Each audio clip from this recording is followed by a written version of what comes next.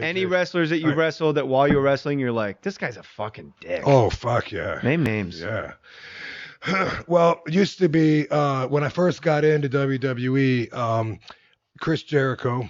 You know Really? him. Yeah.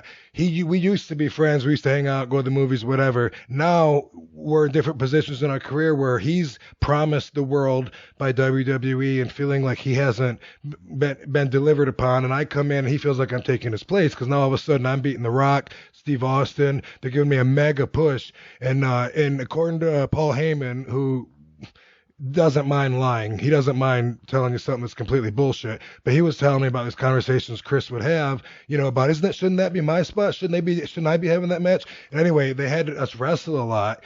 And through the experience of wrestling with him a lot, at that time I found him to be such a political bitch. There was the first time was this match where they're going over shit, which I didn't even like that. When you're going over shit, I already told you that. I don't like that. It seems like for safety you would have to go over shit. That's not Otherwise, the way she trained us. That makes you better if you don't have to. Because here's the thing. Let's say you're going to drop kick me while I'm in midair, I kind of want to know about it. Okay, but if you don't have to know because you already speak the language physically, then you wouldn't have to know if I'm going to throw a regular drop kick or a 360 drop kick just to be cool. You wouldn't have to know if I'm good enough to get it in there. One guy without comes off preparation. the ropes. This is old school. When a guy comes off the ropes and the other guy jumps straight up and he just ducks and runs through his legs, you got to know that. Otherwise, you just run into the guy's balls.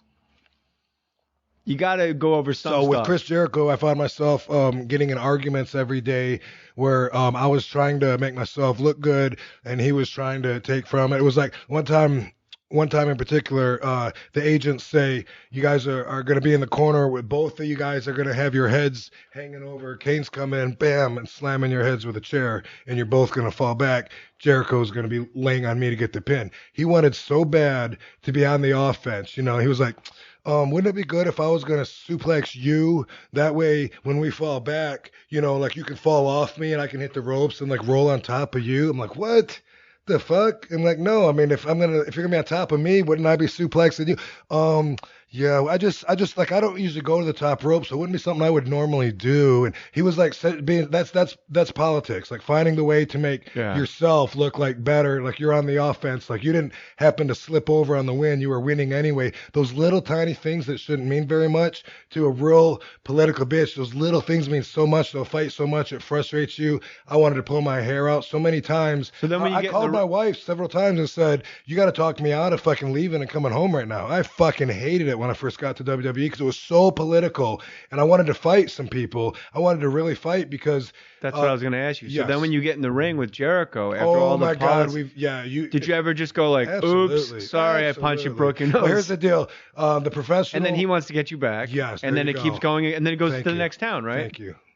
He hated it. After a while, one time he said to me, after I busted him open, after the match, I'm still in the ring. He goes back through the curtains, right? So when he goes through the curtains, I don't know what's going on. I'm still out there. I'm high-fiving the fans. When I go back through the curtains, everyone's kind of looking at me and looking around like they're expecting something. I go, what? Christian and Test come up to me and they go, Jericho's pissed. He's going to try and fight you. I go, what? They go, yeah, he wants to try and fight you. I go, sweet, where's he at? Sweet. They said, yeah, because I was very frustrated. Sweet. Honestly, like I said, I don't want to. No, we're just wired differently, you and I. Okay. Sweet. Where's he at? Yeah. And then they said that he came back and like grabbed and started throwing chairs around and trapped the referee up against the wall and shit because with his rage and shit. And the guy that's ran what up. you want. So when you want to fight someone, so you got to make sure you trap a referee. So I walked up to him and he goes, and many people have done this over the years.